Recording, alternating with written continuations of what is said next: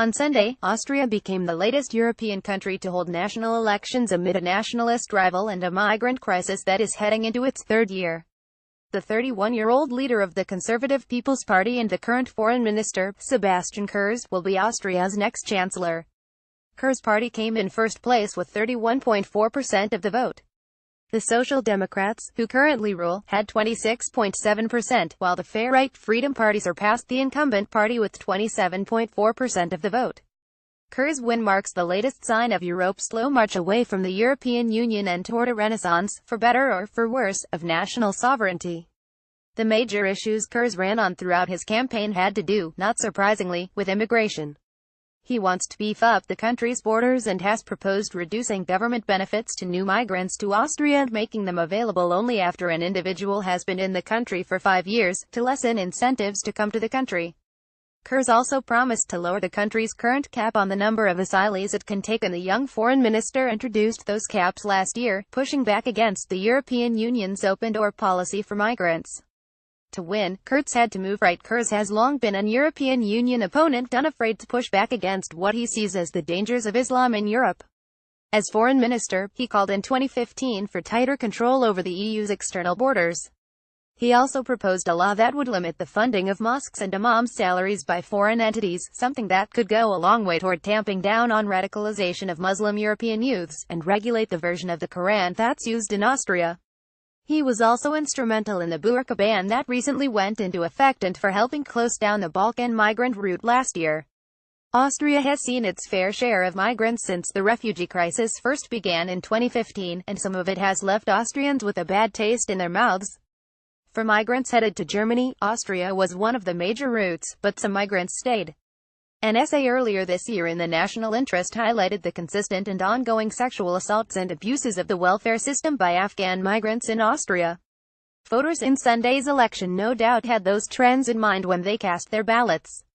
Kurz understood what was happening in Austrian politics and among the Austrian people enough to know that he had to make immigration his party's primary focus if it was going to take power from the Social Democrats, and if he was going to avoid losing to the more staunchly anti-immigrant Freedom Party. Kurz seems to have held his policy opinions for at least the last couple of years, but his party hasn't.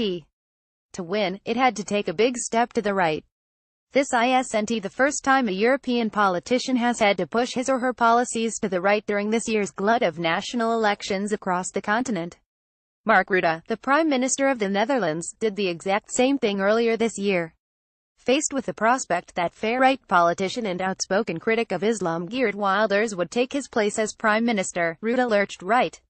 Rutte made statements like "if you don't like it here, you can leave, and behave normally or leave," in a bid to appeal to Wilders' supporters. The rightward swing hasn't brought fascism. Many people worried that this year would see a radical upheaval in European politics, in which countries would vote into power for right parties that would shut down immigration and drag their countries back toward Europe's dark fascist past. There has been notable relief that hasn't happened. Marine Le Pen didn't win the presidency in France. Angela Merkel is still the German chancellor. Yet there has also been a heavy dose of naivete or simple willful denial of what's happening. Far-right parties in the Netherlands, Germany, and France, even if they didn't win, have done far better in this year's elections than they ever have before. Just so in Austria, the Freedom Party far outpaced its previous performances and defeated the sitting government's party. Although the results are not as sexy as an outright win, it was unrealistic to think that change in Europe would be so dramatic. However, with Kurz's win and the rumors that he may form a coalition government with the far-right party, there's reason to think Europe's populist movement is picking up speed. Austria is a Central European country that has been hit hard by the migrant crisis, much like its Eastern European neighbors. Just like Poland and Hungary, it is pushing back against the social democratic narrative of a Europe without individual cultures and nationalities and borders. To varying degrees, these countries are rejecting the policies and priorities of the EU. The upheaval in Europe is quieter and slower than panicked onlookers first thought it would be, but it's happening all the same. Kurz's victory in Austria is the latest and most pronounced evidence of that change. It appears that, at least for now, populism in Europe is here to stay.